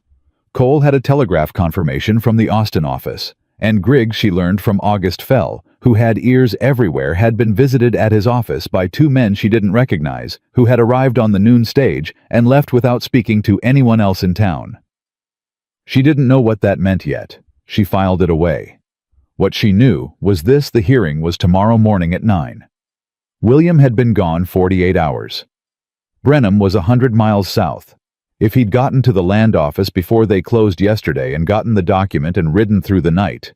She stopped running the calculation because it wasn't going to change the numbers, and it was going to make her crazy. Thomas found her on the hotel porch at dusk, sitting in the chair she'd been sitting in every evening for 2 weeks, looking north up the road. "He'll make it," Thomas said. "Go to bed. It's not bedtime yet." "Thomas?" "Mama." He pulled the other chair close and sat in it, not a child sitting the way he'd sat on the step 3 days ago, but a different kind, deliberate, like he was choosing to be here. "I've been thinking. That's dangerous. What if the document isn't enough? What if even with the paper from Brenham Alderman rules against us?" She looked at him. She'd made a practice of not having this conversation with him because he was 9 and she hadn't wanted to put the weight of it on him. But he'd been carrying it anyway, she realized. He'd been carrying it the whole time and not saying so because she hadn't opened the door. "Then we appeal," she said. "To the state." "That takes time." "Yes." "And money." "Yes." He was quiet for a moment. Then, "Mr. Hartwell would help. I know you don't want that, but he would." "Thomas, I'm not saying you should let him. I'm just saying he would." He looked at her with Daniel's eyes, which she'd thought was the hardest thing about him to look at. And then he opened his mouth and said something that turned out to be harder. Papa would have liked him. The porch was very quiet. "Why do you say that?" she said. "Because Papa liked people who did what they said. And Mr. Hartwell always does what he says." He picked at the arm of the chair. "Also because Papa always said he wanted someone to look after us if he couldn't, and Mr. Hartwell looks after us." Sarah turned her face toward the road so Thomas wouldn't see what his words were doing to her expression. "Finish your supper," she said. "I already finished." "Then go check on the twins." He went. But at the door he stopped and said without turning around, "He's going to make it back in time, Mama. I just know it." She didn't answer. She looked up the north road until the dark made it impossible to see anything, and then she went inside. She was awake at 4 in the morning when she heard the horse. She was at the window before she was fully conscious of moving, and the street below was dark, except for the lamp at the livery, and the figure riding in from the north was riding fast and leaning low. The way a man rides when he's been in the saddle for too long, and is pushing past the point of comfort, because the point of comfort stopped mattering hours ago. She was down the stairs and out the front door before he'd dismounted.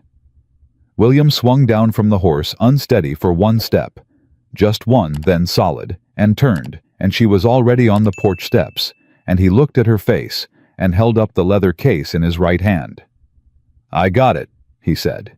She came down the last 2 steps and stopped in front of him, and she was looking at the case, and she was looking at him, and he looked like a man who'd ridden 100 miles in 18 hours, which he had drawn and tired and marked with road dust, and also like a man who would do it again if she asked. "The original plat," she said. "Signed, stamped, pulled from the 1878 archive by a clerk named Henderson, who was very clear about the fact that he was doing me no favors and I owed him nothing." He held out the case. "The boundary line is clear, as Cole said. Griggs's claim doesn't touch your parcel. The misdescription in his deed isn't an error. The measurements don't match any physical landmark in the county." She took the case, held it. "You rode through the night," she said. "Most of it." "William." "Don't," he said, not unkindly. "Don't thank me again. We're past thank you." She looked up at him. He was closer than the usual careful distance they'd maintained, and she was holding the document that might decide everything, and he was standing in a dark street at 4 in the morning, having just ridden himself half to exhaustion, and she was so tired of maintaining careful distances. "Come inside," she said. "I'll make coffee." "In a minute." He didn't move. "How bad did it get while I was gone?" She told him. "All of it. Mrs. Walsh, the 3 affidavits, Iris Tate, the telegraph to Austin, the 2 men who'd arrived on the noon stage and gone to Griggs's office." He listened without interrupting. When she was done, he said, "The 2 men from the stage, what did they look like?" August Fell said one of them was carrying a satchel, like a lawyer's satchel. Something shifted in his expression. "Griggs brought in outside counsel." That's what Cole thought too. "That means he's worried." William's voice was steady, but his eyes had gone sharp in that particular way that meant he was calculating. If he wasn't worried, he'd let Alderman handle it and go through the motions. Bringing in outside counsel means he thinks he might lose. Or it means he's making sure he doesn't. It means both. He finally moved toward the door. "Wake Cole at 6. I want him to see this document before the hearing." "He's going to weep." William almost smiled. "Let him. He's earned it." Wood. Cole did not weep, but he came close. He spread the original survey plat on his desk at 6:30 in the morning and traced the boundary lines with one finger and said very quietly, "There it is," in the voice of a man who has been waiting a long time to say something simple and true. The hearing was at 9. At 8, Sarah dressed the children in their best clothes, not because it would affect the outcome, but because she wanted them to understand that this day mattered, that what they were doing mattered, that they were worth dressing well for. Clara helped May with her buttons. Thomas tied his own tie with the focused intensity of someone who had watched his father do it 100 times and was determined to get it right. The twins stood still for exactly 45 seconds before Eli sat in a mud puddle outside the hotel and had to be changed entirely. "I wasn't even doing anything," Eli said, genuinely bewildered. "You were standing next to a mud puddle," Clara said. "That's the same as doing something?" William was waiting in the street when they came out cleaned up and wearing his good coat, and Thomas walked straight to him and stood beside him with the uncomplicated confidence of a child who has decided where he belongs. William looked down at the boy and then up at Sarah with an expression she didn't have a word for yet, but filed away for later. They walked to the land office together, all 7 of them in a line in the morning heat of an Abbott Creek summer. People watched from the storefronts. Sarah kept her eyes forward. The land office had a single hearing room with a long table and 6 chairs on either side, and a chair at the head for the commissioner. Commissioner Alderman was already seated when they arrived, a thin man in a good suit with the carefully neutral expression of someone trying to look impartial. Griggs was at one side of the table with 2 men Sarah didn't know, and a woman who was taking notes. The outside counsel was the lawyer with the satchel, and he was younger than she expected, and looked at Cole with the brisk professional assessment of someone who had been briefed on the opposition and wasn't impressed. Cole set the leather case on the table and didn't open it yet. Alderman called the hearing to order with the rote efficiency of a man who had conducted 100 of these and expected this one to resolve itself quickly. He was wrong. Cole laid out the case in the precise, unhurried This way story that was Sarah had posted come on to the channel understand west was of his best Betrayal. mode. Please Not do not theatrical, repost it not in any aggressive, form. just clean and factual, one piece after another, like a man building a wall. He presented the original survey plat first, and the room changed when he laid it on the table. Griggs's outside counsel looked at it and wrote something on his pad. Griggs himself looked at it and looked away, which told Sarah everything. The 1878 survey establishes the boundary of the Brennan parcel at 640 acres, with the western line running along the Carver Creek bed, Cole said. Mr. Griggs's deed, which he claims predates our filing, describes a parcel whose western boundary runs 200 yards east of the creek bed. Either Mr. Griggs does not own what he claims to own, or his survey contains a deliberate misdescription. He paused. I will let the commissioner determine which. Alderman looked at the document. He looked at Griggs's counsel. He looked at the document again. The outside counsel stood. Commissioner, the plat Mr. Cole has produced is a 47-year-old document. It's chain of custody. It was pulled yesterday from the county archive in Brenham by a private citizen in the presence of the archive clerk, Cole said. I have the clerk's signed statement. The document has not left state custody since 1878. Alderman's neutral expression had developed a crack in it. Griggs leaned over and said something in a low voice to his outside counsel. The counsel's pen stopped moving. Commissioner, the counsel said, recovering, we would request a 60-day continuance to commission an independent resurvey of the relevant parcels. Denied, Alderman said. The word hit the room like a stone dropped in water. Everyone felt the ripple. Even Griggs, who had the composure of a man accustomed to having things go his way, went very still. Cole looked at Alderman. Something had shifted behind the commissioner's eyes. Not a conversion, not a change of heart exactly, but the particular recalibration of a man who has just understood that the thing he's been doing has become more expensive than it's worth. The telegraph to Austin had reached someone. Sarah understood it in that moment, not all of it, not the details of what message had come back, or who had made a call, or what exactly had been said, but the shape of it. The state office had responded. Alderman knew there were eyes on this hearing now that hadn't been there before, and he was the kind of man who operated in shadow and could not afford daylight. The debt claim filed against the Brennan estate, Alderman said, was this addressed in your filing, Mr. Cole? It was, Commissioner.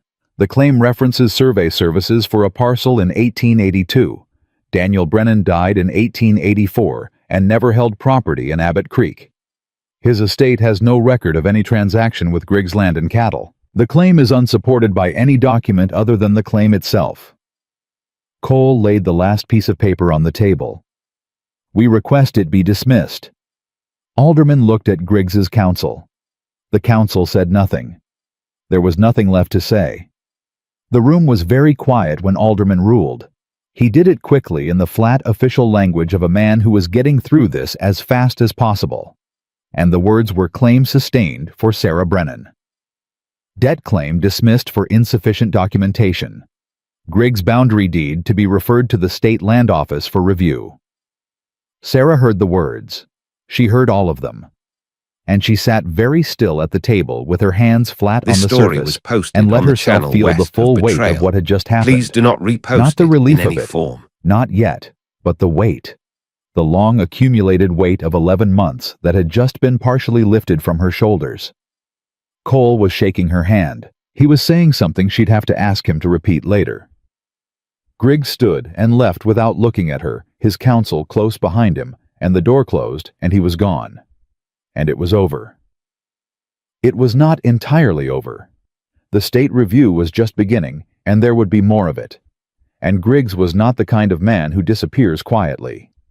But this, the first and most essential thing, the land itself, was hers. She stood up. William was at the back of the room where he'd sat the whole hearing without speaking, without needing to just present and steady, and there, the way he always seemed to be there, and when she stood and turned, he was already on his feet. She crossed the room and stopped in front of him. Well, he said quietly. It's ours, she said. He let out a breath, slow and long, the release of something he'd been holding back, and then, without ceremony or overthinking. He put his arms around her, and she let him, and she pressed her face briefly against his shoulder and breathed. One breath. That was all she allowed herself. Then she stepped back and looked up at him with clear eyes. "Don't say anything sentimental," she said. "I need to stay composed for the children." "Wouldn't dream of it," he said. The faint line at the corner of his mouth told her he was thinking several sentimental things, and she was grateful for his restraint, and she went to find her children. Thomas was outside with the younger ones, sitting on the step with May in his lap, and Eli pressed against his side, and Clara standing behind him with one hand on his shoulder, in the unconscious protective arrangement they always fell into when things were uncertain. Ruth was in Clara's arms, chewing on the ribbon of her own bonnet, with serene indifference to the affairs of property law. Thomas looked up when the door opened. He read Sarah's face in under 2 seconds. "We won," he said. "We won," she said. He closed his eyes. Just for a moment, and she saw everything cross his face, the months of it, the fear he'd been carrying quietly so she wouldn't see it, the hope he'd been rationing, because too much hope had a cost. And then he opened his eyes, and he was just her 9-year-old boy again, and he said, "Can we go see the land?" "Tomorrow," she said. "Today, I want to go eat the best meal this town can produce, and let your little brother and sister run in the street until they fall down." Eli was on his feet before she finished the sentence. May looked up. "Can we have pie?" "You can have pie." Clara hugged Ruth tighter and pressed her face against the baby's cheek and made a sound that wasn't quite crying and wasn't quite laughing, but was somewhere in the territory where the two things meet. William came out and stood beside Sarah, and Thomas immediately attached himself to William's left side the way he'd been doing for 2 weeks, and William didn't look down at the boy or make a production of it, just put his hand briefly on the back of Thomas's head and left it there for a moment. Sarah watched this happen. "Mr. Hartwell," she said. He looked at her. "I think you should stay," she said. "Not one night, not to the pass." She held his gaze. "I think you should stay." The street was hot and ordinary, and the children were already moving toward the hotel dining room, with the focus of people who have been promised pie, and the town of Abbott Creek was going about its day around them. And none of it was romantic or dramatic, or the way things happen in stories. He looked at her for a long moment. "All right," he said. And just like that, something that had been in motion since a broken wagon wheel on a lonely road finally stopped moving and settled into place. The land was real. That was the first thing Sarah thought when she stood on it the next morning. Not that it was beautiful, not that it was exactly what she'd imagined, not any of the things you think you'll think when you've been fighting for something for 11 months. Just that it was real. Solid ground under her feet, hers. Thomas walked the boundary line without being asked, pacing it out with the serious deliberateness of a boy who understood on some level, he couldn't yet articulate, that this ground was the difference between his family having a future and not having one. Clara held Ruth on her hip and turned in a slow circle, taking inventory. The twins ran. They always ran. William stood beside Sarah and didn't say anything, which was exactly right. "It's going to need a lot of work," Sarah said. "Yes. The soil on the east side looks thin. It'll need tilling and resting before you plant. First season, probably corn and kitchen garden only. Second season, you'll know what it can do." She looked at him. "You know farming." "My father did. I paid more attention than he thought I was." He looked out over the parcel. "You'll need a well. There's likely water 30 feet down on the north side. The grass is greener there without irrigation, which means something's close to the surface. You figured that out standing here." "I figured that out on the ride over." He glanced at her. "I've been thinking about this land since Cole described it." Sarah was quiet for a moment. Then, "You've been planning." "Not planning." He said it carefully. "Thinking. There's a difference." This story was What's the posted on the difference? channel west of Betrayal. Planning assumes you know Please what do not someone else is repost going it to in any decide. form. Thinking is just hoping with information attached. She looked at him fully then, and he looked back, and they were standing on her land in the morning light, with 5 children moving around them in various directions, and it was the most ordinary, extraordinary moment she could have imagined. "What were you hoping?" she said. He was quiet for 1 beat. 2. Then, "That you'd ask me to stay." "I did ask you to stay." "You asked me to stay in Abbott Creek." He turned toward her. "I'm asking if you want me to stay here, on this land, with you and your children. Not as an arrangement or a convenience, or because it makes practical sense, though. It does make practical sense." He stopped, started again, and she could see him choosing his words the way a careful man does when the words matter. "I am 42 years old, Sarah. I have been alone for 7 years, and I had made my peace with it. And then a woman walked through my gate with 5 children and an empty water jug, and a look on her face that said she'd die before she let them see her afraid." He paused. "I don't want to make my peace with it anymore." Sarah did not look away from him.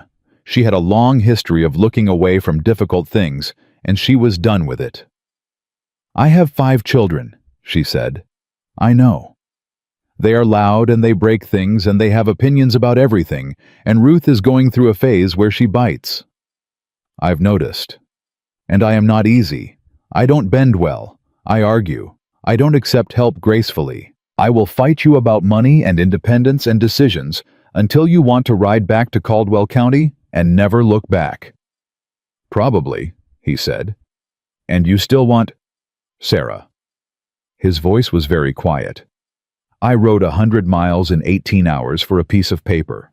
I stood in a man's office and told him the plain truth when it would have been easier to stay out of it.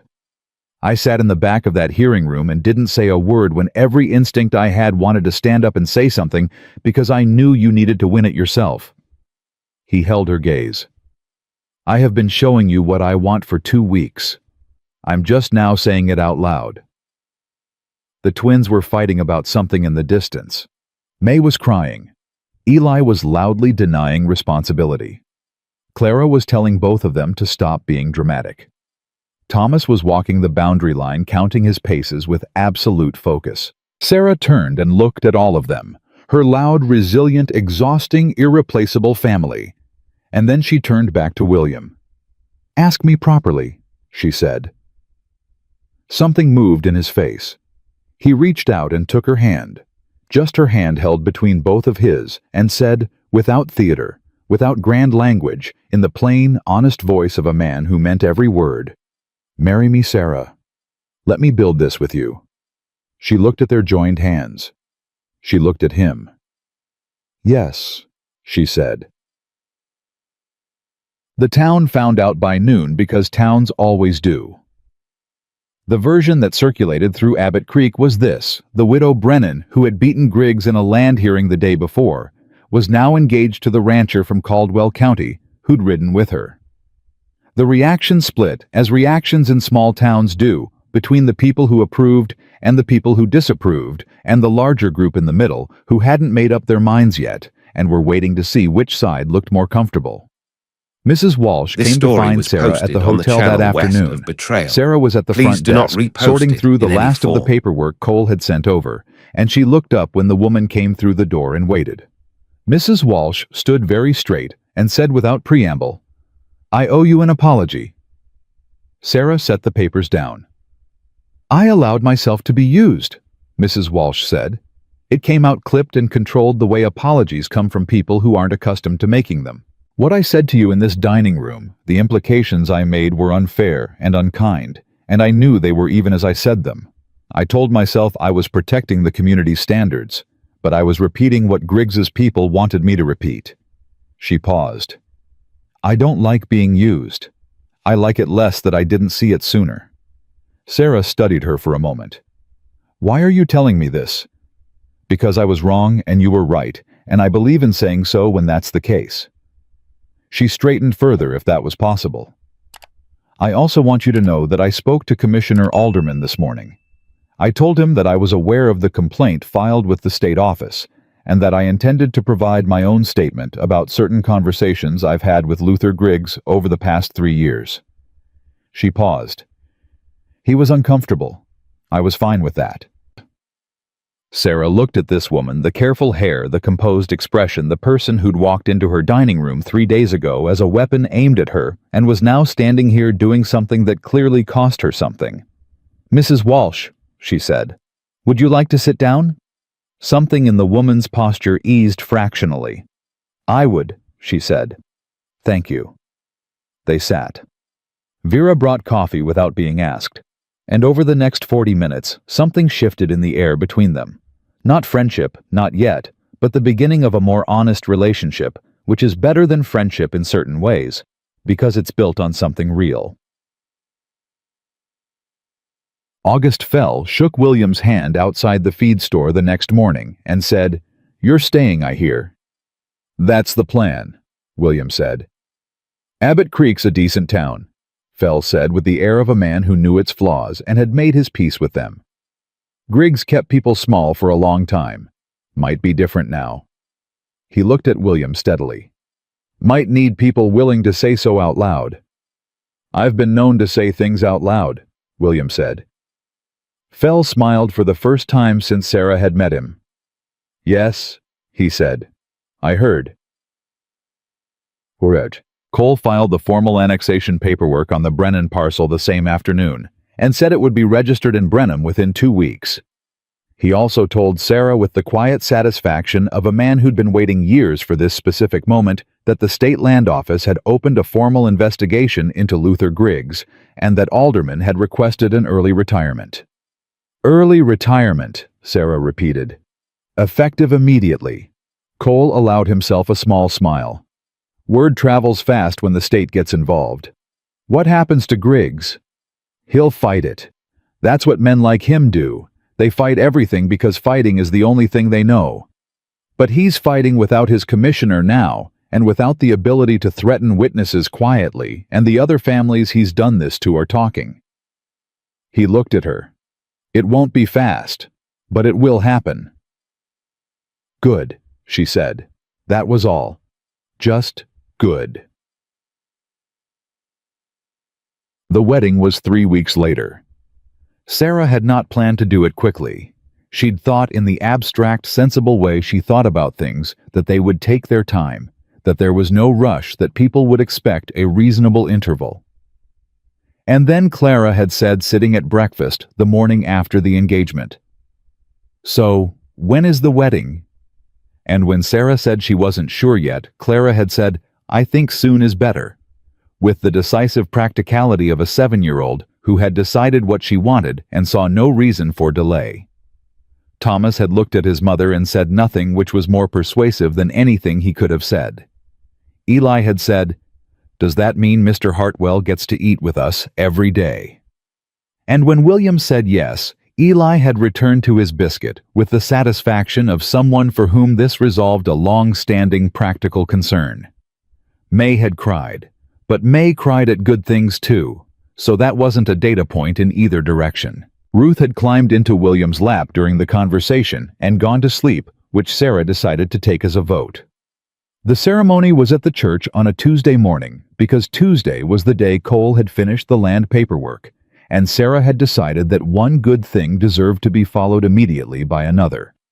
The preacher was a quiet man named Horace, who had watched the whole Griggs dispute from the church steps with the neutral worry of a pastor who didn't want to take sides and was relieved not to have to. He read the words steadily and meant them, which was all Sarah had ever asked of a ceremony. William wore the same good coat he'd worn to the hearing.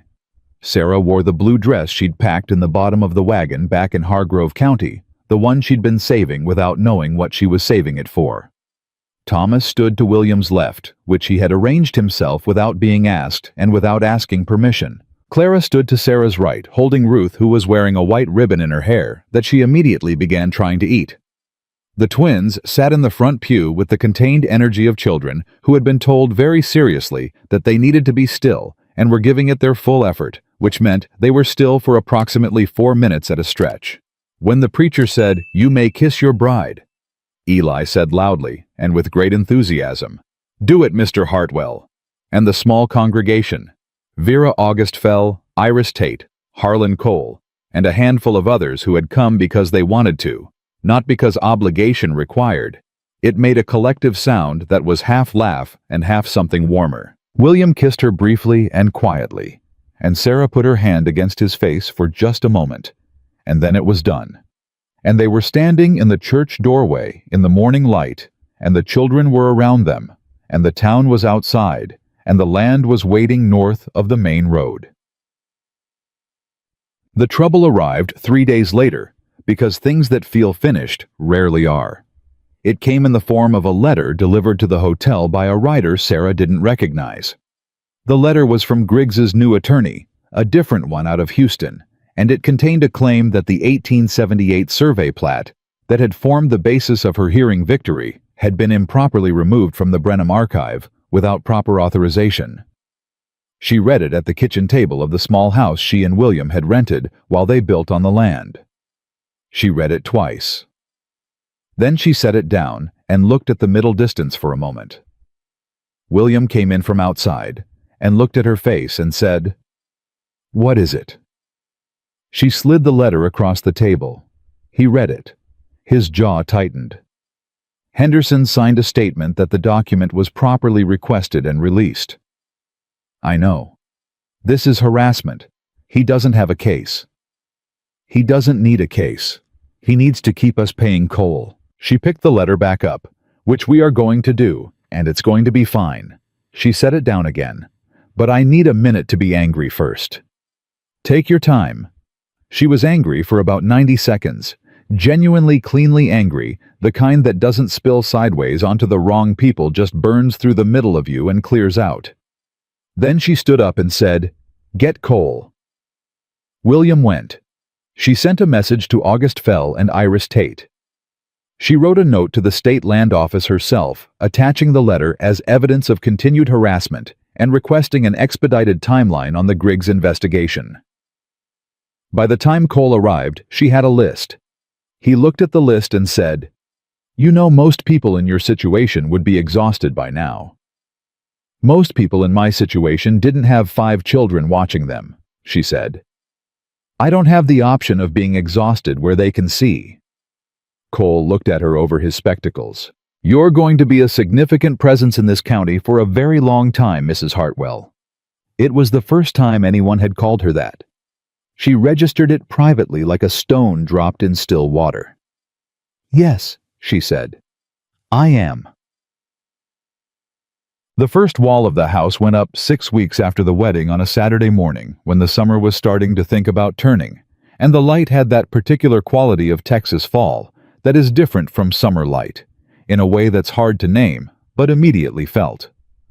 William framed the north wall with Fell's nephew, who was 17 and strong, and had decided William was the most interesting person who'd come to Abbott Creek in years. Thomas handed nails with the focused competence of a boy who'd decided carpentry was something he needed to know. Clara kept the twins and Ruth occupied at a safe distance with the patient authority of a girl who has been the oldest sister long enough that management has become her native language. Sarah mixed mortar because it needed doing, and because physical labor was the best way she knew to make a decision feel real, not This dreamed, story was posted not planned, on the channel but west actual, of the trail. built Please with her do own not hands. repost it At in noon, any form. they ate sitting on the ground because there was no table yet and wouldn't be for a week, and Eli spilled the entire jug of lemonade, and May cried about it, even though it wasn't her lemonade, and Ruth fell asleep in the dirt with her face turned to the side and her hands open, and Thomas said something under his breath that made William put a hand over his mouth to keep from laughing in front of the children, and Sarah looked at all of them. This improbable, loud, permanent collection of people who were hers, and felt something so complete and so settled that she didn't have a word for it. Not happiness exactly. Happiness was too light a word for something with this much weight to it. More like arrival. Like the particular feeling of walking through a door you've been looking for a long time, and it turns out it was exactly where you were told it would be, and the fact that the walk was hard doesn't make the arrival less real. It makes it more. 2 months after the first wall went up, Griggs's Houston attorney withdrew the document challenge. The state investigation had found 3 additional cases of fraudulent deed filings and was proceeding to formal charges. Luther Griggs left Abbott Creek on a Tuesday quietly. No announcement, the way men leave when they know the thing they've been holding together is finally coming apart. Fell told Sarah over the feed store counter, and she nodded once and said, "Good," and bought the flour she'd come for and went home. William was working on the east fence line when she got back, and she walked out to where he was and stood next to him without saying anything for a moment, watching him work. "Griggs left," she said. He set the fencing tool down, turned. "For good. Looks that way." He was quiet for a moment. Then he reached out and tucked a strand of hair back from her face, the way he'd started doing without thinking, and she let him, which she'd started doing without thinking. "It's over," he said. "This part of it," she said. "The land's still there. The investigation's still going. The people he hurt are still figuring out what they're owed." She paused. "But for us, yes. This part's over." He looked at her. "How do you feel?" he asked. She thought about it honestly, the way he'd taught her to, by example. Not the answer that sounded right. Not the answer that was easiest, but the actual true one. "Like I can breathe," she said. "For the first time since Daniel died. Like I can take a full breath and not feel the end of it." He put his arm around her, and she leaned against him the way she'd finally let herself lean, and they stood in the afternoon light on the edge of their land, built hard-won real, and said nothing else, because there was nothing else that needed saying. The house was finished before the first frost. On the night they moved in, the actual moving in with beds and a table, and the children's voices filling every room, Thomas sat at the new kitchen table and looked around with the expression of someone taking inventory of something they'd stopped believing would exist. "Is this ours?" he said. "It's ours," Sarah said. He ran both hands flat along the tabletop. "Papa would have liked this table." "He would have made something wrong with it," Sarah said. "He wasn't handy." Thomas smiled a real smile, sudden and unguarded. "That's true." William set a plate down in front of the boy and sat across from him, and for a moment the two of them looked at each other, the man and the 9-year-old boy who had appointed himself William's shadow, 6 weeks into their acquaintance, and never really unappointed himself. "Thank you," Thomas said, "for everything." William said, "You don't need to." "I know I don't have to," Thomas said. "I want to."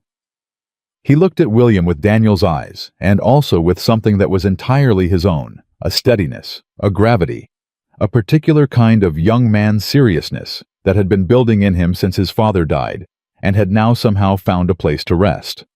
"My papa couldn't stay. But you chose to. And that matters." The table was quiet.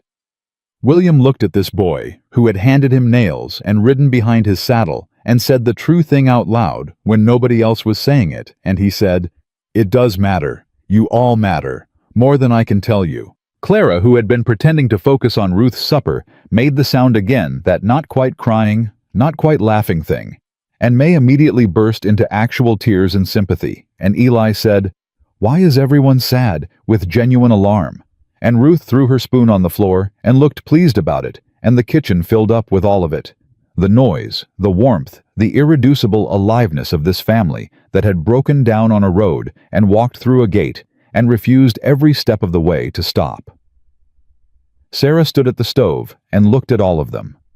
She had come 500 miles on a broken wagon with 5 children and nothing certain at the end of the road. She had stood in commissioners' offices and hotel dining rooms and lawyers' offices and said the true thing when the easier thing was available. She had accepted help and refused help and asked for help and learned slowly and with difficulty the difference between pride that protects you and pride that costs you things you can't get back. She had buried a husband and fought a land speculator and sat on a staircase in the dark so her children wouldn't see her shaking, and she had built a life not inherited. It not been given it, but built it board by board and affidavit by affidavit, and one honest conversation at a time. And now here it was. The table, the house, the land. The man at the table who had ridden 100 miles in 18 hours and would do it again. The 5 children who were the reason for all of it, and also somehow the reward. She reached over and picked Ruth's spoon off the floor without being asked. William looked at her across the kitchen. She looked back. And what passed between them in that look was everything that didn't need to be said out loud. Not because it was too big to say, but because they were the kind of people who built things rather than described them. And the life they were building said it better than words ever could. Some people come into the world knowing where they belong.